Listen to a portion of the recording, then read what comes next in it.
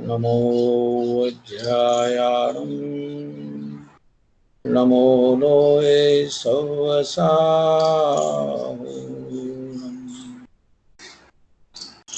ओंकारं बिन्दुसंयुक्तं नित्यं ध्यायन्ति योगिनः कामदं मोक्षदं चैव ओंकाराय नमो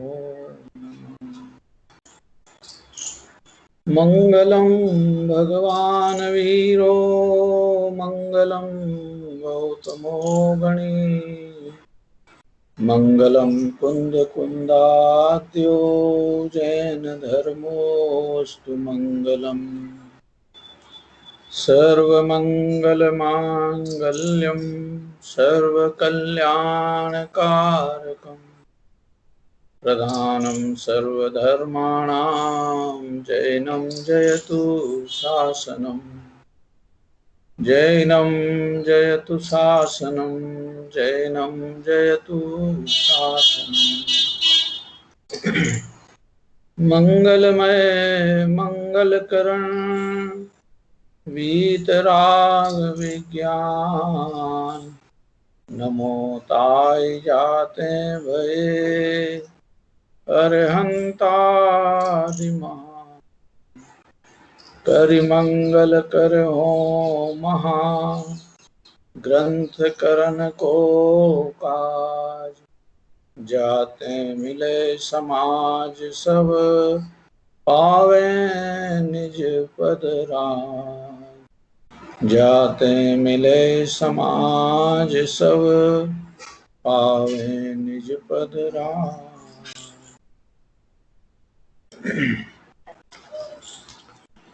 मोक्ष मार्ग प्रकाशक ग्रंथ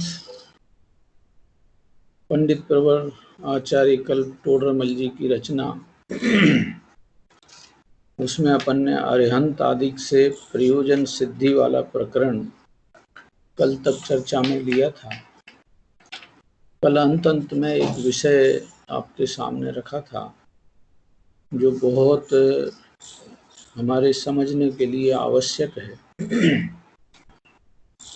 वो विषय यह है कि हम प्रारंभ से लेकर और मोक्ष मार्गी हो जाएं, उसके लिए क्या प्रक्रिया अपनाना चाहिए।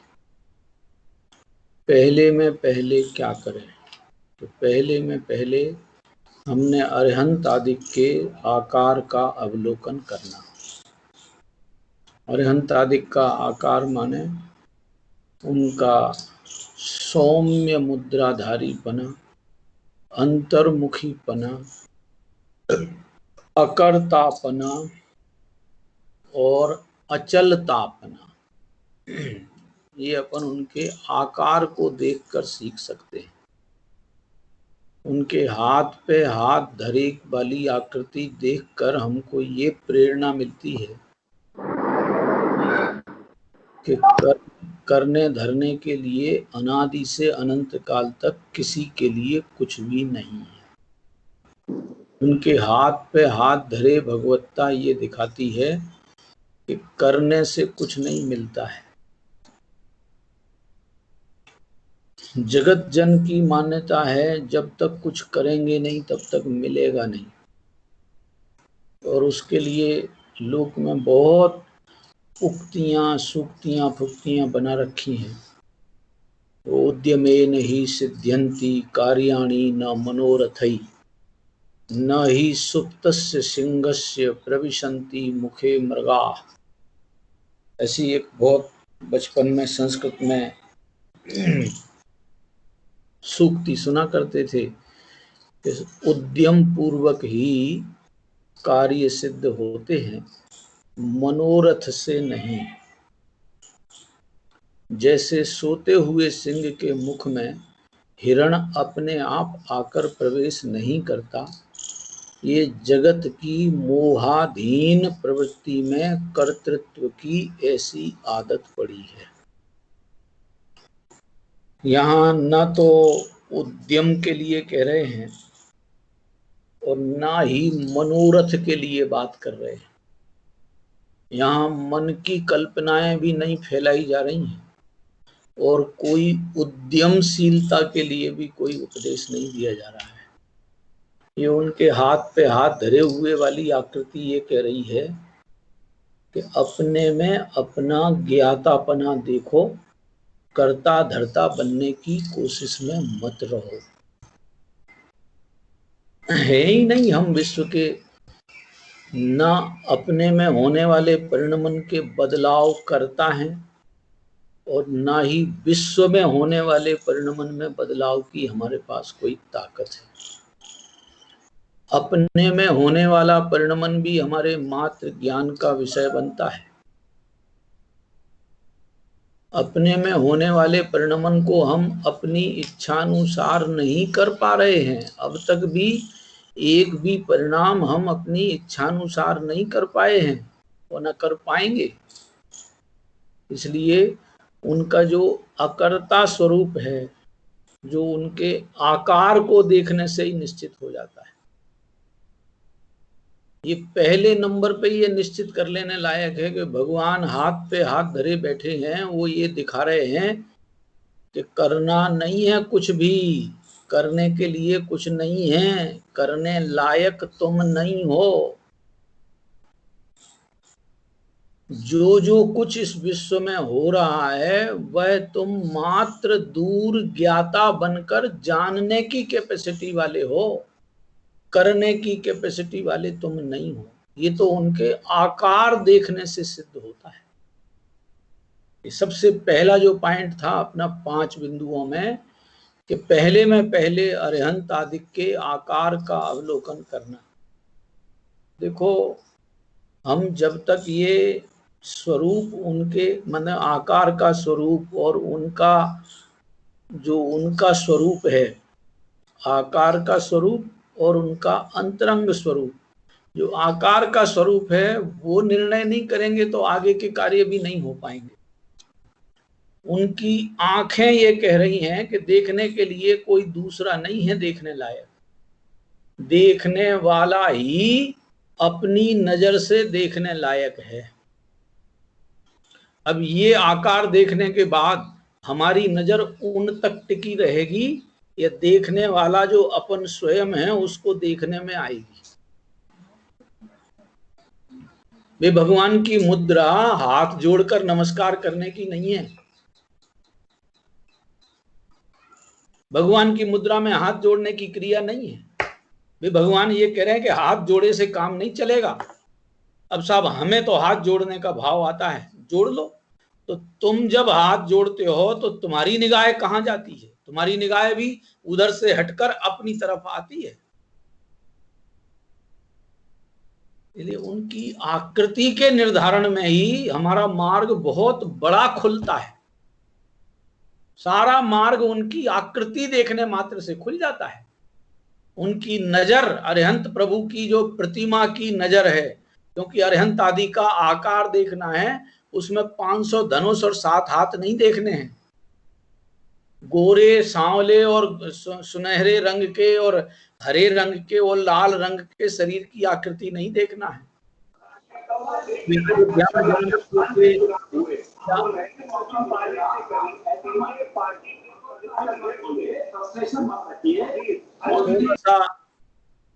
अपनी सावधानी रखें।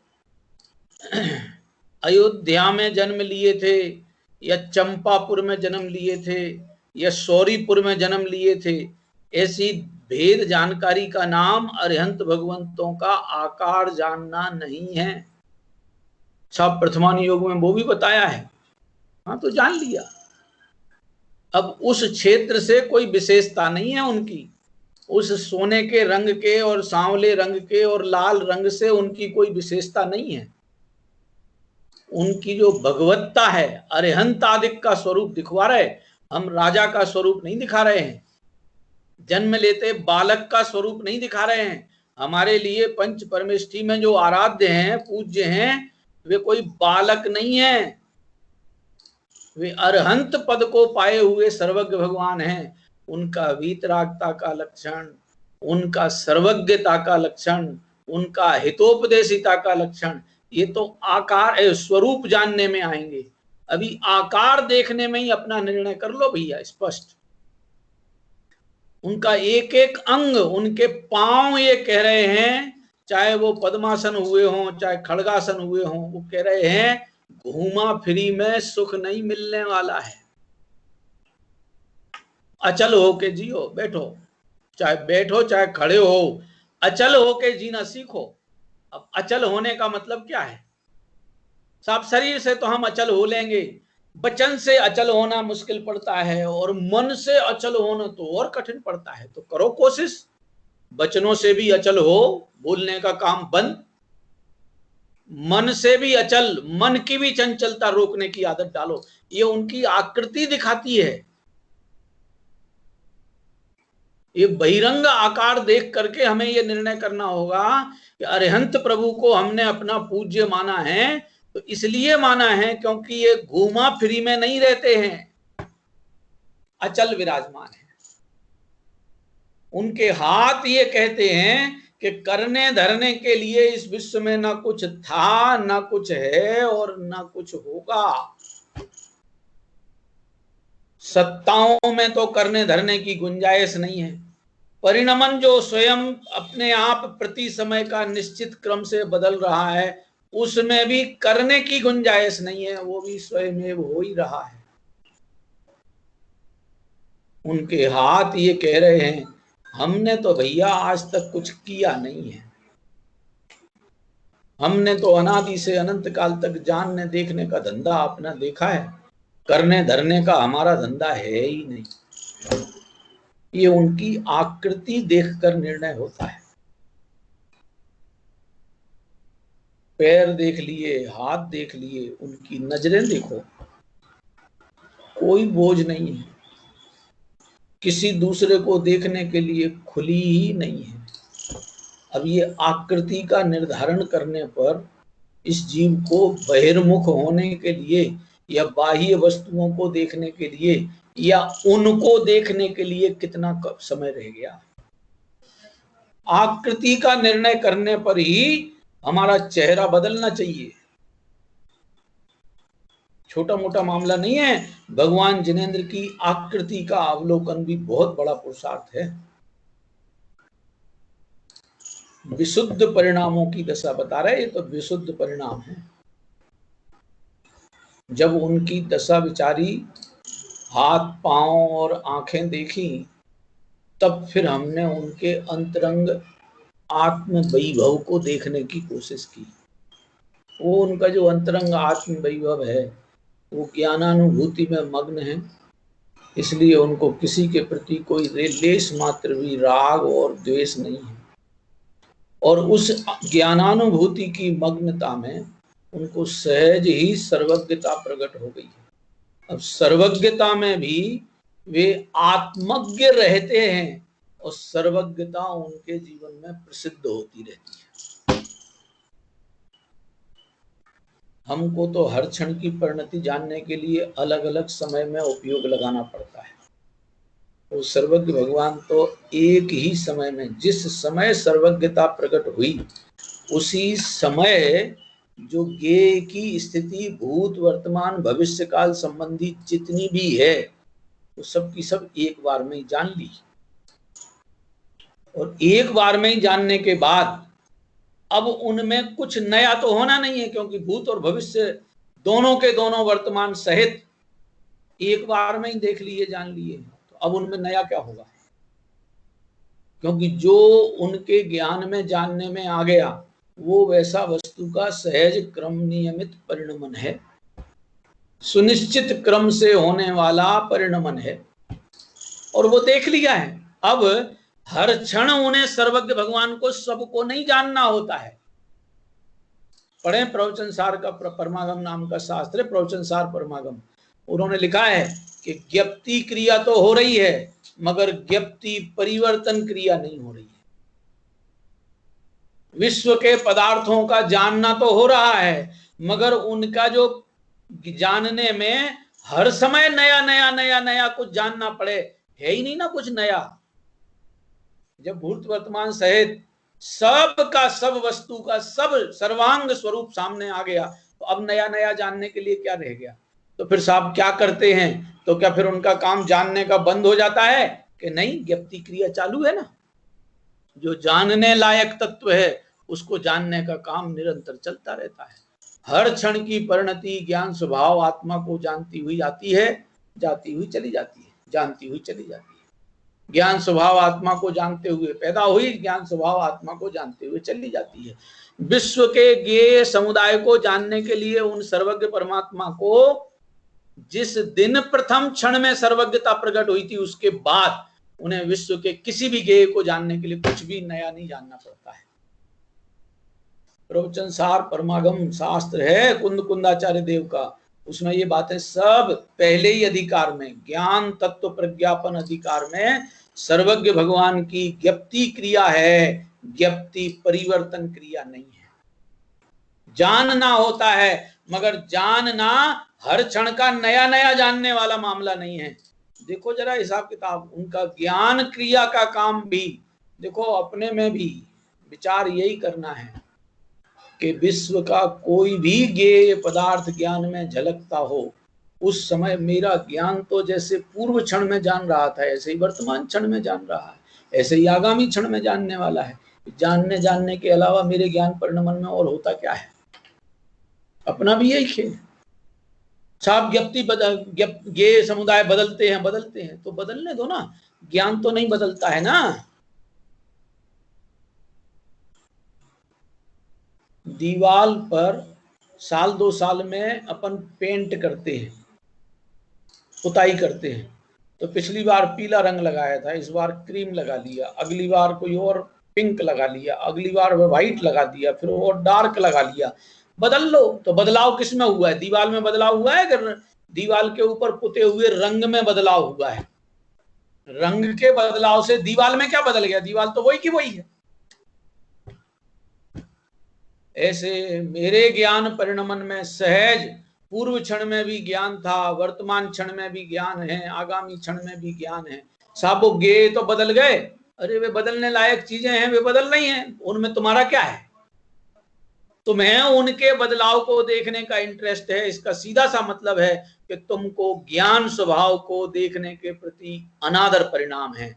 ये ज्ञान स्वभाव के प्रति का अनादर परिणाम, इसका नाम आत्महत्या का मिथ्या पाप है, मिथ्यात्व का पाप है।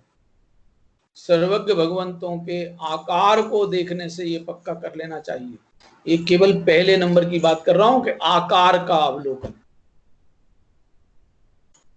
फिर उसके बाद उनके स्वरूप का चिंतन। उन्होंने अवस्था में जो परिवर्तन देखा है, उनकी अवस्थाओं में जो परिवर्तन हुआ है, वो अवस्थाओं का परिवर्तन संयोग आश्रितता में हुआ है, संयोगों के बदलने पे हुआ है, कि स्वभाव के आश्रय से हुआ है।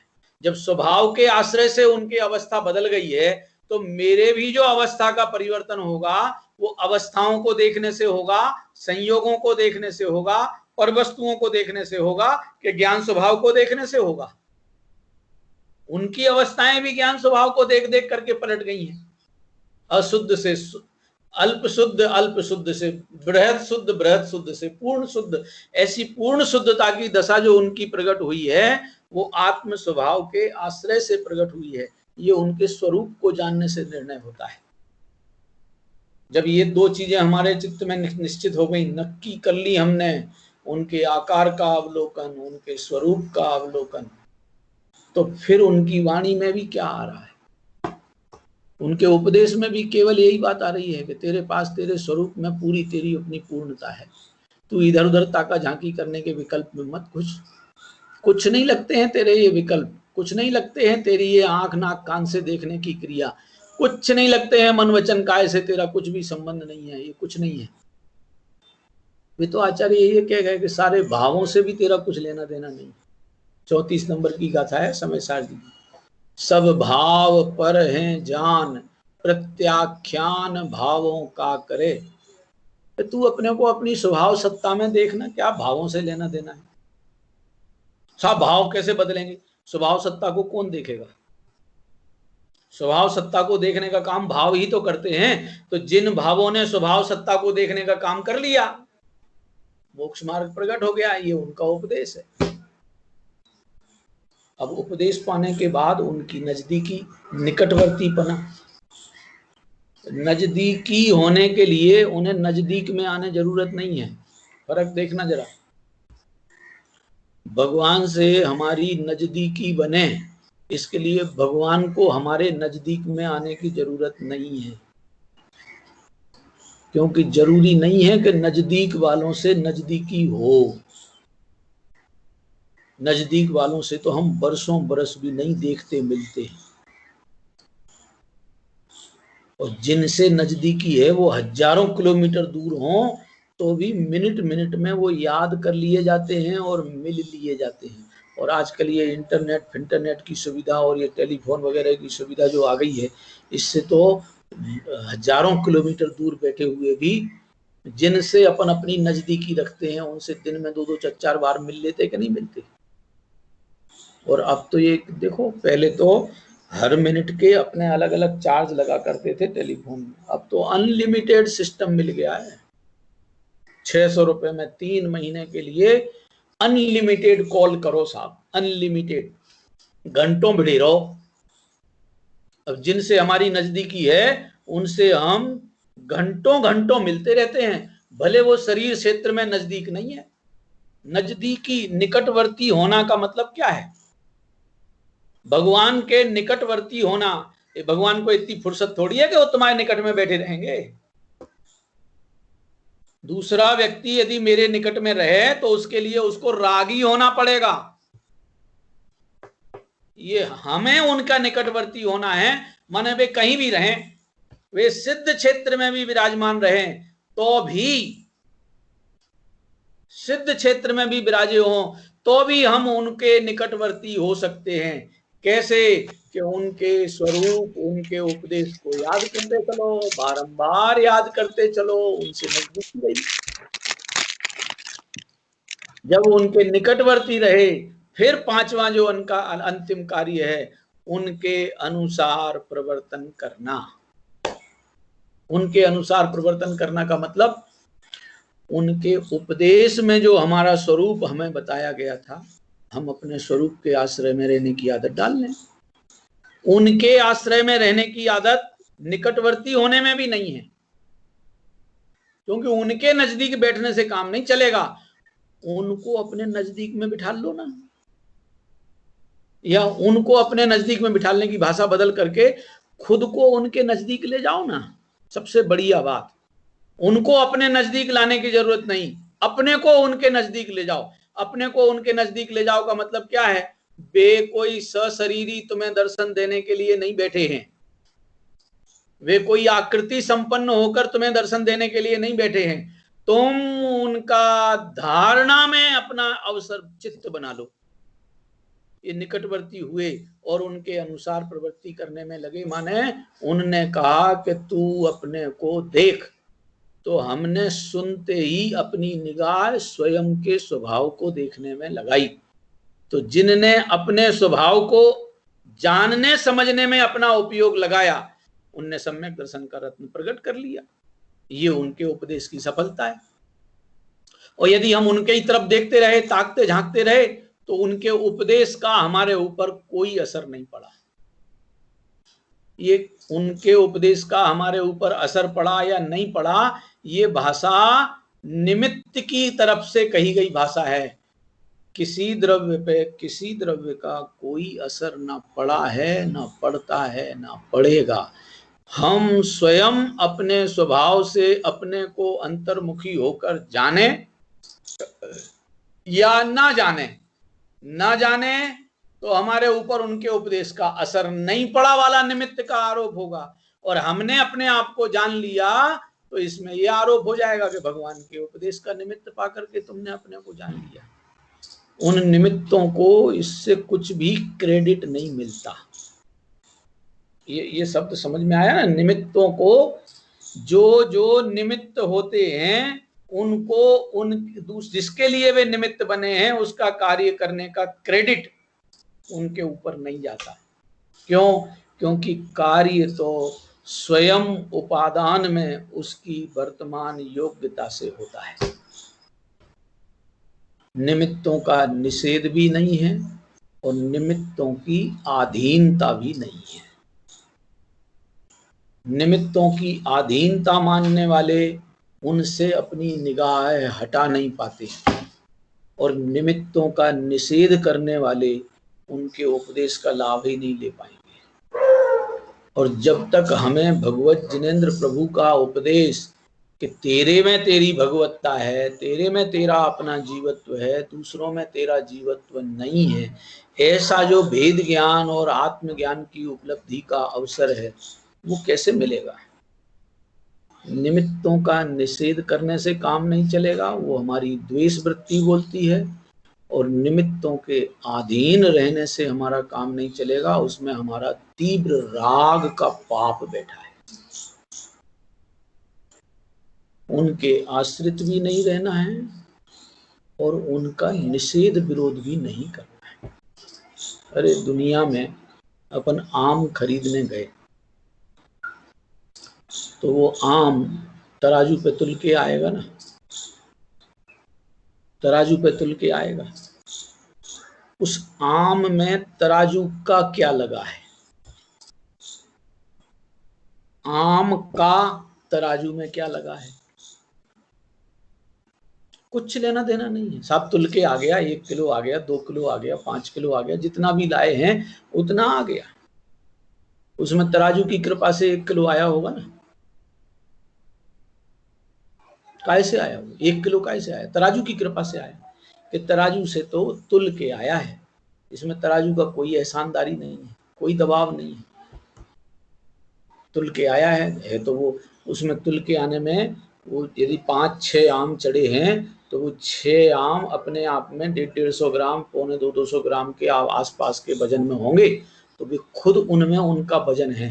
वो बांट ने उनको तौल के बता दिया कि ये 250 ग्राम का एक है, तो बांट ने बताया इसलिए उसमें 250 ग्राम वजन होगा ना। ऐसा होता है क्या कि वो बट्टे के कारण उसमें 150-200 ग्राम वजन नहीं गया है? वो आम में बटन है, वजन है उतना 250 ग्राम का, वो वजन को बट्टे ने बता दिया है। ऐसे ही जिनेंद्र भगवान रूपी तराजू ने हमारा स्वरूप हमें बता दिया है। हमारे स्वरूप पे जिनेंद्र भगवान का कोई दबाव नहीं है, या हमारे स्वरूप का जिनेंद्र भगवान के ऊपर कोई दबाव नहीं है। उनने तो हमारा वजन बता दिया कि तेरे पास तेरी अपनी अनादि अनंत पूर्ण प्रभु सत्ता है, किसी के दबाव में जीने की जरूरत नहीं, किसी पे दबाव बनाने की जरूरत नहीं।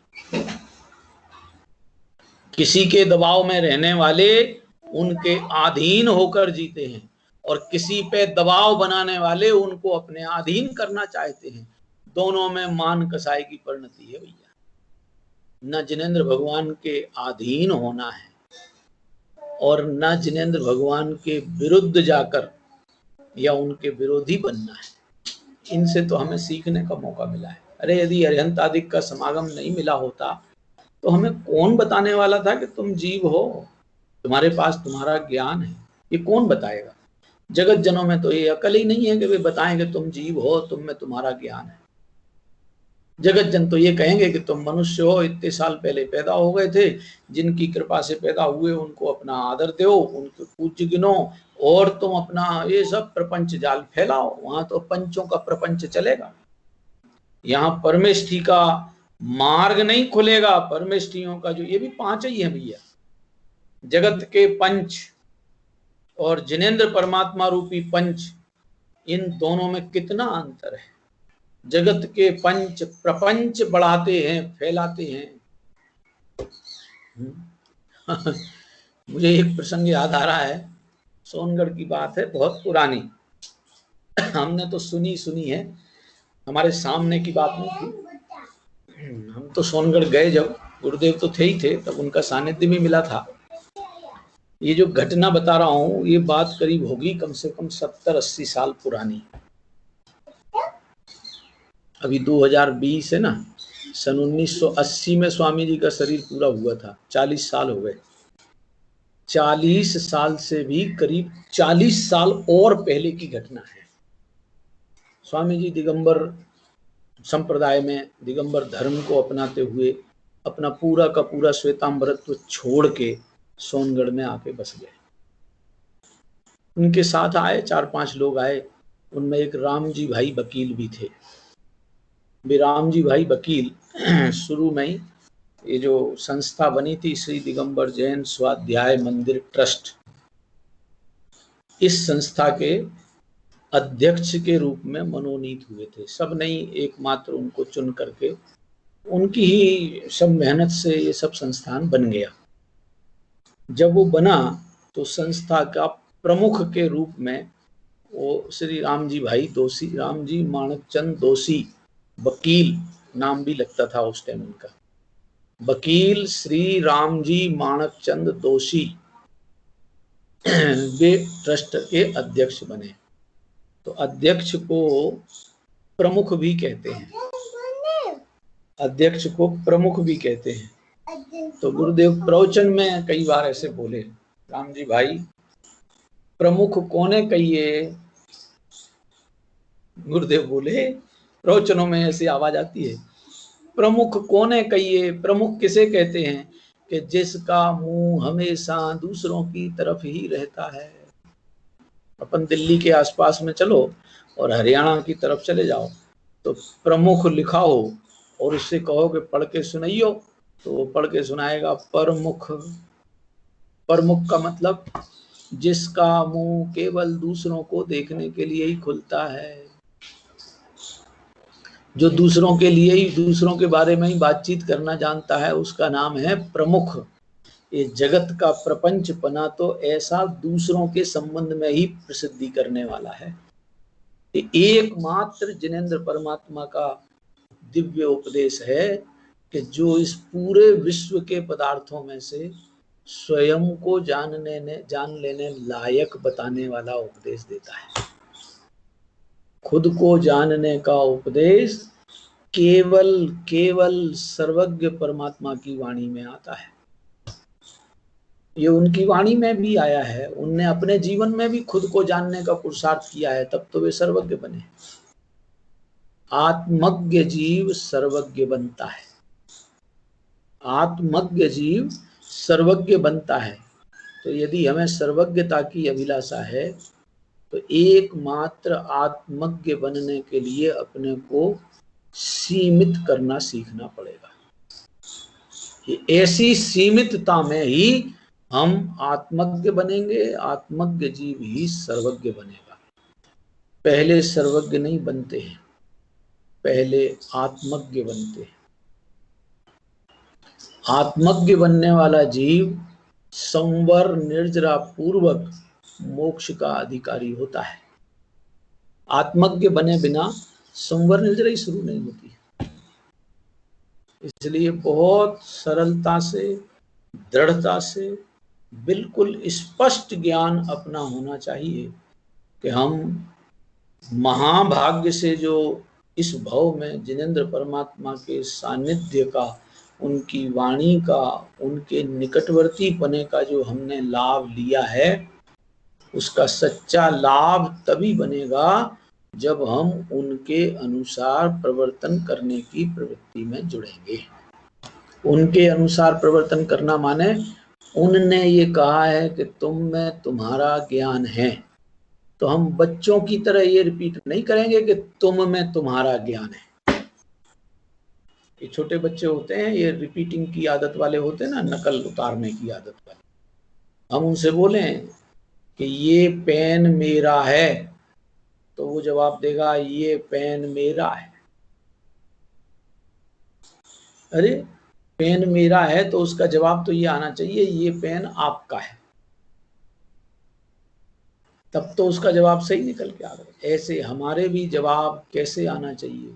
उनने कहा कि तुझ में तेरी पूर्ण प्रभुता है, उनने कहा कि तेरा ज्ञान तुझ में है, उनने कहा है कि तू अपने आप में जीवित चेतन तत्व है। मैं जीवित तत्व हूं? वाह, मजा आ गया साहब। मैं ज्ञान स्वरूप हूं, मैं ही आनंद स्वरूप हूं, मैं ही ध्रुव चेतन तत्व हूं। ऐसी अपनी ध्रुवता, चेतनता, ज्ञायकता, आनंदमयता जानने का नाम उनके अनुसार प्रवर्तन करना है। ये कार्य हुआ तो हमने पंच परमेष्ठी से अपना प्रयोजन साध पाया। समागम तो मिल गया है, समागम तो हमको कितना मिल गया है। देखो, उनके आकार अवलोकन का मौका भी मिल गया, उनके स्वरूप चिंतन का अवसर भी मिल गया, उनके उपदेश सुनने का भी अवसर हमको मिल गया, उनके निकटवर्ती होने का भी अवसर मिल गया है। जब चार चार स्टेप हमने पार कर लिए तो उनके अनुसार प्रवर्तन करने में अपने को क्या बिगड़ता है? एक बार करके देख लो, इतनी सहजता से, इतनी सरलता से। और देखो, तुम स्वीकार कर लोगे अपने को ज्ञान स्वरूप, तो उससे उन्हें सर्वज्ञ भगवान को कोई लाभ नहीं होने वाला है।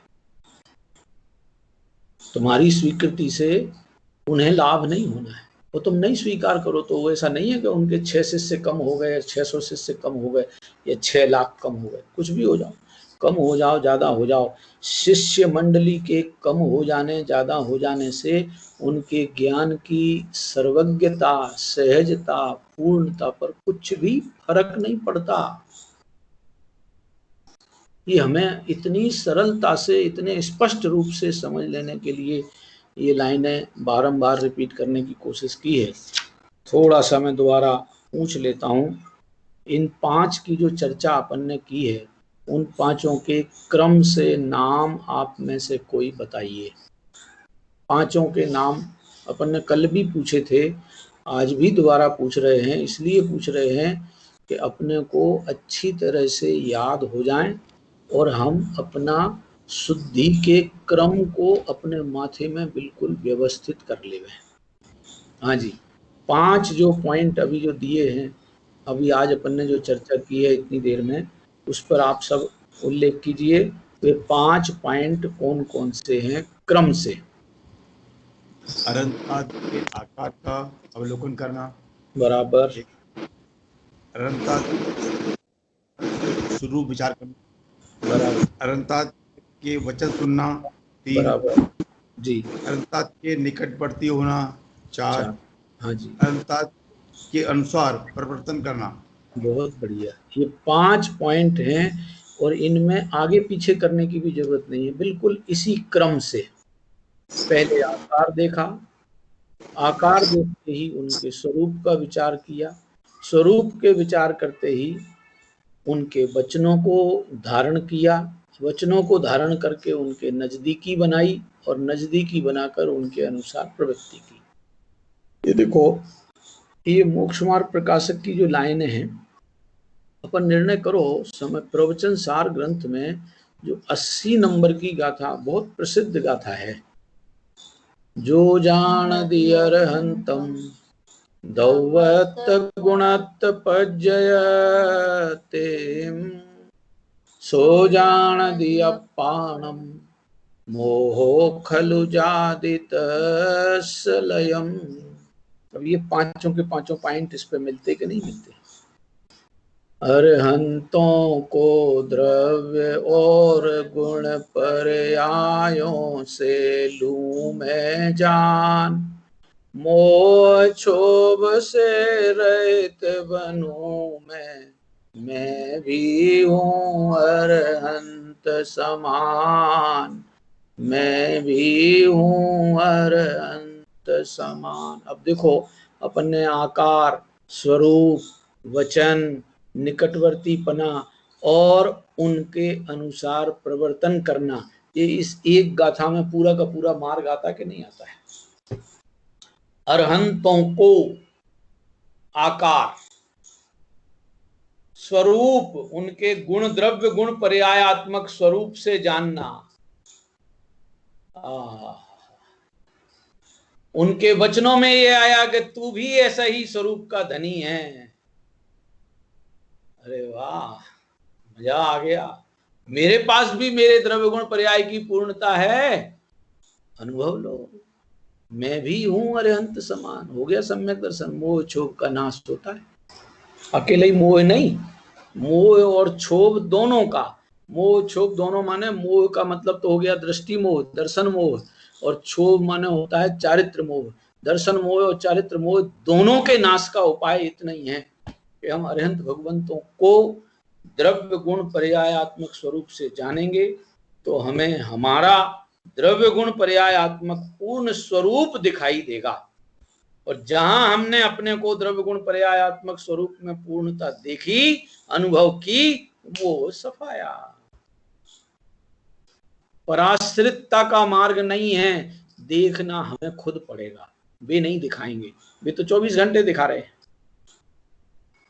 वे बोल बोल के नहीं दिखाते हैं। सर्वज्ञ समो शरण में बोल बोल के भी सुना देते हैं। मंदिर जी में बिना बोले दिखा सिखा रहे हैं कि देखो भैया, तुम्हारे पास भी तुम्हारी अपनी पूर्णता है, तुम केवल हम में हमारी पूर्णता मत महसूस करो, तुम में भी तुम्हारी पूर्णता है, क्योंकि हम भी पहले तुम जैसे थे और हमने अपने में अपनी पूर्णता देखी तो आज भगवान बन गए हैं। तुम भी अपने में अपनी ज्ञान आदि लक्षण रूप पूर्णता देखो, बने बनाए भगवान तो तुम हो ही भैया, प्रकटता हो जाएगी। ये मार्ग है सीधा साधा सरल, इसमें दबाव नहीं है। अरिहंत भगवान का भी दबाव नहीं है। अरे वस्तु पर किसका दबाव है? देखो, सर्वज्ञ भगवान ने भविष्य काल की घटनाएं जान ली हैं।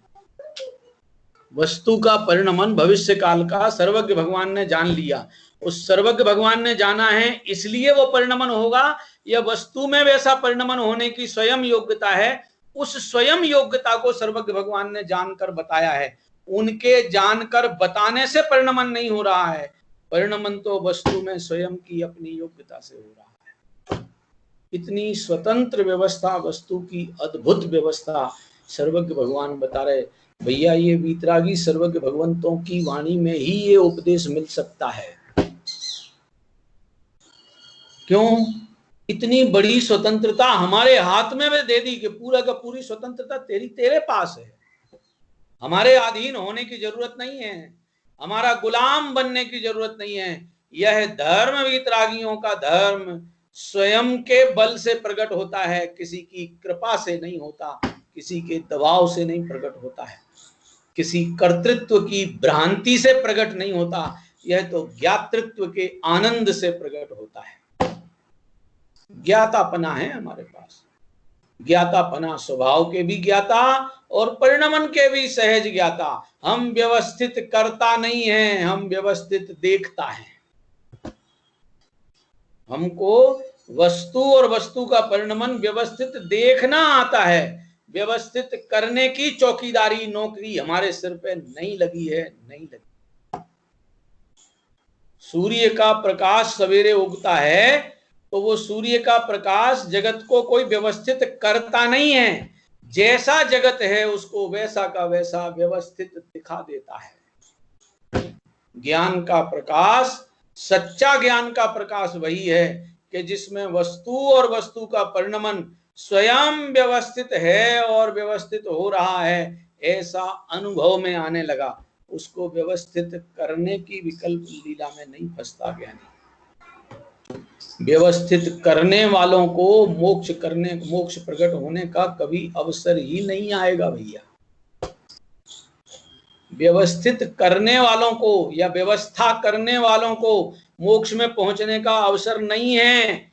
व्यवस्थित देखने वालों को मुक्ति सुंदरी वर्ण करने चली जाती है। कितना बड़ा फर्क है। स्वयं व्यवस्थित सहज ज्ञाता स्वरूप और सहज ज्ञान परिणमन, ये मेरा अपना स्वरूप साम्राज्य की सीमा है। सहज ज्ञान स्वरूप सत्ता और सहज ज्ञान रूप परिणमन स्वयं व्यवस्थित है। ऐसा स्वयं व्यवस्थित अनुभव ना कर्तापने की भ्रांति उतार देगा। कर्तापने की भ्रांति नहीं चढ़ेगी भैया, समझ लो। बड़ी सरलता से आपके सामने ये बात आ रही है। भ्रांति में रह करके कोई सुखी नहीं हो सकता है, भ्रांति में रहने वाला तो भटकता ही रहता है। भ्रम से संसार और भ्रम भाजे भगवान। भ्रम से भटकन और भ्रम भाजे भगवान। अकेला भ्रम पाल रखा है, वस्तु सत्ता में और योग्यता में कुछ भी अव्यवस्थित न हुआ है, न हो रहा है और न आगे होगा। सब कुछ वस्तु में अनादि अनंत सत्ता व्यवस्थित है और परिणमन योग्यता अनादि से अनंत काल की व्यवस्थित ही हुई है, व्यवस्थित ही हो रही है और व्यवस्थित ही आगे अनंत काल तक होगी। हमें उसमें करने धरने के लिए कोई ना हमारे पास ताकत है और ना हमें कोई ऐसी सामर्थ्य मिली, ना हमारे पास ऐसा स्वभाव है कि हम किसी को व्यवस्थित कर सकें। ये ऐसा स्वरूप साम्राज्य देखने लायक है। एक एक वाक्य टोडरमल जी साहब का ऐसा अमृत भरा हुआ आया है। अरिहंत आदिक से जो हमारा प्रयोजन सिद्ध होता है वो ऐसा है। कल जो अपन ने लास्ट में भी ये विकल्प किया था कि साहब अभी गले नहीं उतर रही, उतार लो भैया, गले उतार लो। बहुत सरल है, क्योंकि भगवंतों की वाणी में ये बात आई है कि स्वरूप से सत हो और परिणमन योग्यता से स्वयमेव व्यवस्थित हो। तुम व्यवस्थित करने के विकल्प में मत रहो, व्यवस्था करने का जिम्मा तुम्हारे ऊपर नहीं है। सत्ता और वस्तु का परिणमन स्वयं व्यवस्थित है और हो रहा है। सत्ता में होना नहीं होता और परिणमन है रूप में नहीं रहता। सत्ता में है पना है और परिणमन में होना पना है, और ये स्वयं व्यवस्थित है, अव्यवस्थित कुछ नहीं है। समस्या मति अव्यवस्थित है, इसलिए जगत अव्यवस्थित दिखता है। सत्ता और योग्यताएं अव्यवस्थित दिखती हैं। यदि मति व्यवस्थित हो जाए तो सत्ता भी व्यवस्थित, योग्यता भी व्यवस्थित, सारा विश्व व्यवस्थित नजर आने लग जाता है।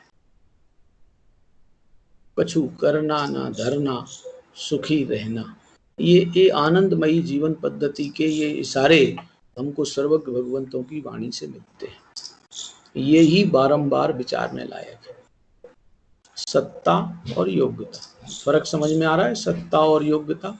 सत्ता माने अपना अनादि अनंत ध्रुव स्वभाव और योग्यता माने प्रति समय का परिणमन। सत्ता जैसे स्वयं व्यवस्थित है, ऐसी योग्यताएं भी अनादि अनंत स्वयं क्रमवर्ती पने में व्यवस्थित हैं। उनको व्यवस्थित करने की जरूरत नहीं है। 40-42 साल पुरानी बात है। मैं जयपुर में ही पढ़ता था, तो जब स्कूल में, कॉलेज कहलाता था हमारा, पढ़ते तो स्कूल में थे, कहलाता कॉलेज था। कॉलेज का नाम था श्री दिगंबर जैन आचार्य संस्कृत महाविद्यालय। 11वीं क्लास में पढ़ने, 10वीं क्लास में पढ़ने आया तो संस्कृत मीडियम का था, तो वो कॉलेज में ही ये सब व्यवस्था थी। तो 10वीं क्लास में जो कोर्स बदला, पहले तो कॉमर्स लिया था 9th में और 10वीं में आके यहाँ संस्कृत लिया, तो बहुत मेहनत हुई दिन रात। और सुबह की जो दिनचर्या हमारी होती थी, यहाँ सुबह 5 बजे हमारे गुरुजी थे, एक राव जी गुरुजी, वे सुबह 5 बजे घंटी बजा के उठा देते थे। अब 5 बजे के बाद पहले सीडी तो नहीं चलती थी, पहले टेप प्रवचन चला करते थे, फिर क्लास होती थी, फिर नहाना धोना करके पूजा पाठ होता था।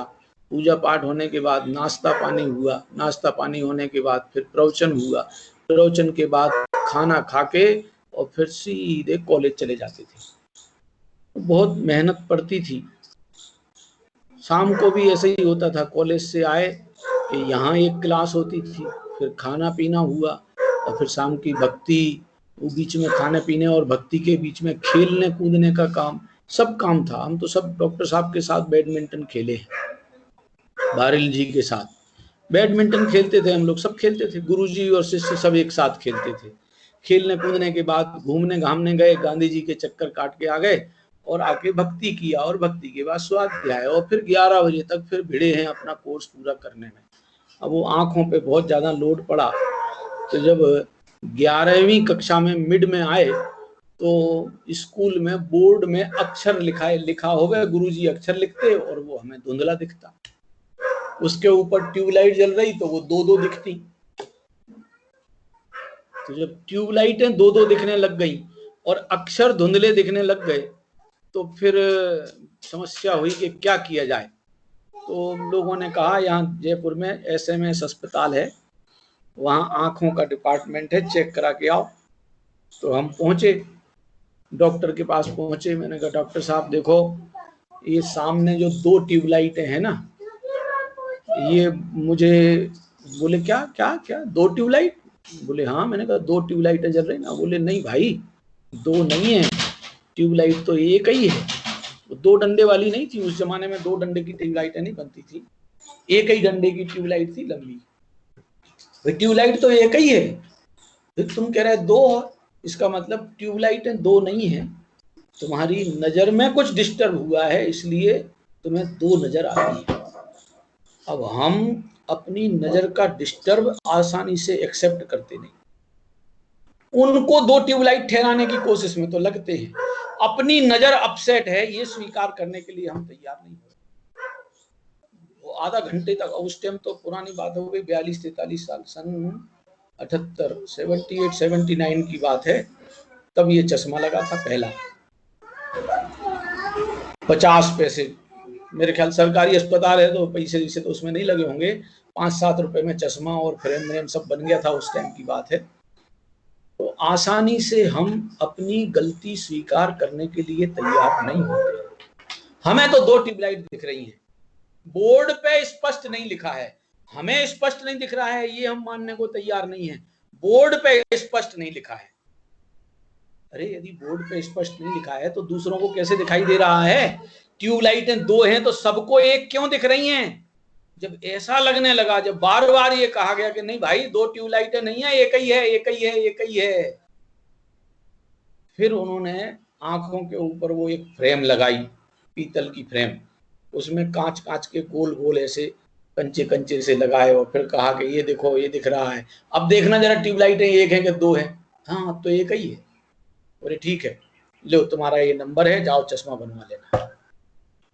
अब जब चश्मा लगा तो जो ट्यूबलाइट कल तक 2 दिख रही थी, आज वो ट्यूबलाइट 1 दिखने लगी। कल तक जो बोर्ड धुंधला दिख रहा था, वो बोर्ड बिल्कुल पूरा स्पष्ट दिखने लग गया। तो वो स्पष्ट था या हमारे कारण वो स्पष्ट, अब चश्मा लगाने से स्पष्ट हुआ है? बोर्ड तो स्पष्ट था, ट्यूबलाइट तो पहले से भी एक थी, वो 2 नहीं थी, बोर्ड अस्पष्ट नहीं था, नजर खराब थी, इसलिए वो अस्पष्ट नजर आ रहा था। ऐसे ही हमें इस बनी बनाई वस्तु व्यवस्था में द्रव्य गुण पर्यायात्मक स्वरूप की सहजता, वस्तु में तो सहजता है, हमें नजर नहीं आ रही थी, इसलिए वो दिखा, पता नहीं, हम स्पष्ट उसको व्यवस्थित करने की कोशिश करते हैं। आचार्य कहते हैं एक काम कर भाई, ये जो सत्ता है वस्तु की किसने बनाई? बोले अनादि से है। जब अनादि से है तो कौन मिटाएगा? बोले कोई नहीं मिटाएगा। तो कब बदलेगी?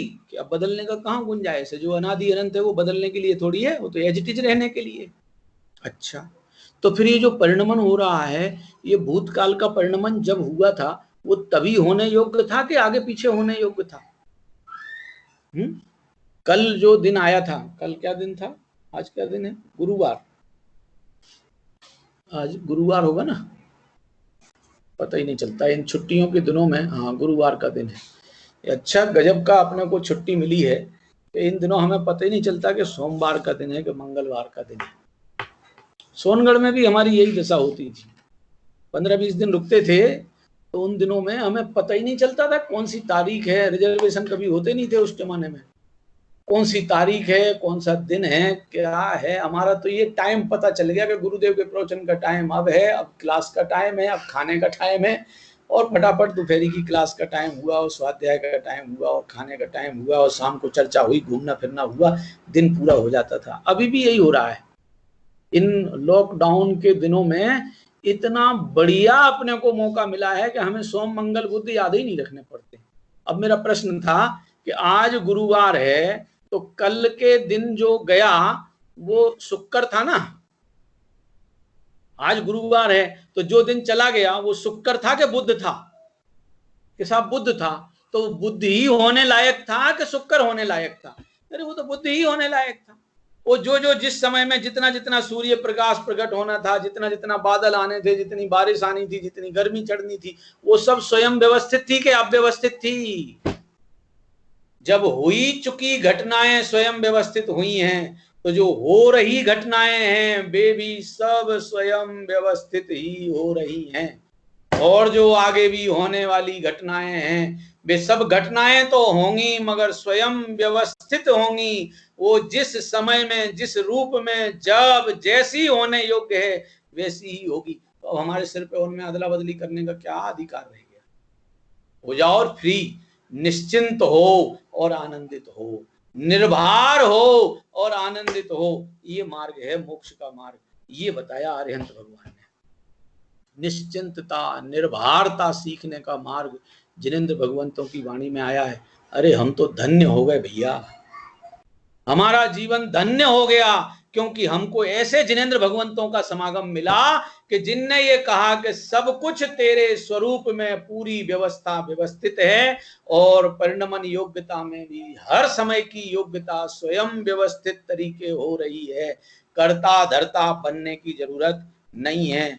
अरे जब अपने ही परिणाम में और अपनी ही सत्ता में कुछ करने धरने की गुंजाइश नहीं रह गई, तो पर वस्तुओं में और उनके परिणमन में कुछ अदला बदली करने की हम काय को अपने सिर पे माथा कूटी ले लें। और माथा कूटी लेने से कौन सा वे हमारे हिसाब से परिणमन कर जाएंगे? जिसका जैसा परिणमन होना होता है वैसा ही होता है। कौन किसके परिणमन को पलट पाता है? साफ परिणमन बदल जाता है तो परिणमन में जिस रूप में जब होने की योग्यता होती है वैसे ही हो जाता है। कॉमर्स पढ़ने के लिए फिक्स किए थे और ये योग्यता में ही नहीं था कि 1 साल कॉमर्स के टाइम, कॉमर्स की क्रिया में अपना टाइम बर्बाद करेंगे और फिर वो बदल करके स्वयमेव दर्शन क्रिया में आना था। वो जैन दर्शन की क्रिया में, जैन दर्शन की समझ वाली क्रिया में आ गए। ये योग्यता हो गई, सब हो गई, तो अब क्या करें? अब क्या करें? अब हुई हुआई में तो कुछ करने की गुंजाइश ही नहीं है। तो साहब हो रही है उसमें क्या करेंगे? वो जो हो रही है वो एक समय के लिए ही हो रही है, उसमें तू क्या बदलेगा? और साहब भविष्य की, कि भविष्य की जब आई नहीं है अभी योग्यताएं, तो तू क्या कर लेगा? सहज ही स्वीकार कर ले कि सब कुछ योग्यताओं का होना स्वयं व्यवस्थित है। ऐसी स्वीकृति मात्र का नाम महापुरुषार्थ है। ये सम्यक दर्शन की प्रकटता का ये मार्ग है। ये प्रयोजन सिद्धि अरिहंत आदि के सानिध्य से हम सबको होती है। ये निमित्तों का इतना बड़ा उपकार है। कार नहीं, उपकार। क्या फर्क है दोनों में? उपकार माने सहयोग है, कृपा दृष्टि नहीं है। कार्य तो हमने अपने आप अपने में किया है। क्या कार्य किया है? कि अपने को स्वव्यवस्थित जान लिया है। मति व्यवस्थित हो गई, विश्व व्यवस्थित नजर आने लग जाता है। विश्व उन्हें अव्यवस्थित नजर आता है जिनकी मति अपसेट है। मति व्यवस्थित हुई, इसको लोक में कहते हैं दृष्टि बदली, कि सृष्टि बदली हुई नजर आती है। सृष्टि जैसी थी वैसी नजर आ गई, अभी तक गड़बड़ दिख रही थी। अभी तक की गड़बड़ बदलने के लिए कितना बड़ा काम श्रीमद राजचंद जी ने लिखा है। 1 मिनट में पूरा करता हूं। श्रीमद राजचंद जी ने लिखा है, करोड़ों वर्ष का स्वप्न, करोड़ों वर्ष पर्यंत का स्वप्न देख रहे थे। वो स्वप्न जागृत होते ही नष्ट होता है। उस स्वप्न को नष्ट करने में करोड़ों वर्ष नहीं लगते। जागृत होते ही स्वप्न नष्ट होता है।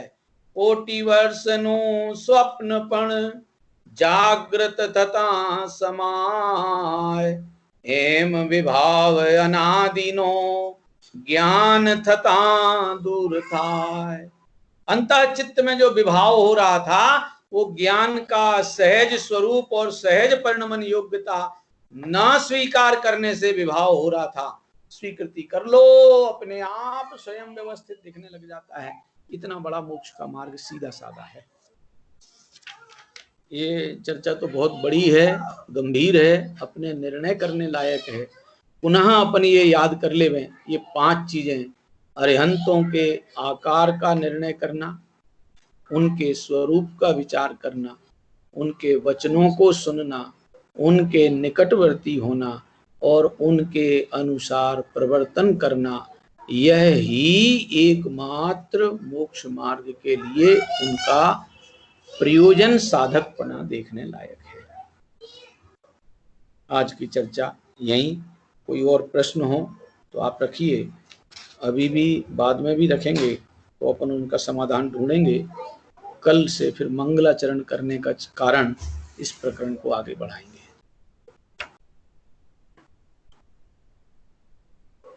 सहजानंदी शुद्ध स्वरूपी अविनाशी आत्मस्वरूप, सहजानंदी शुद्ध स्वरूपी अविनाशी आत्मस्वरूप, सहजानंदी शुद्ध स्वरूपी अविनाशी आत्मस्वरूप। जावाणी के ज्ञान ते सूझे लो कालो, सोवाणी मस्तक नो सदा देत हूँ।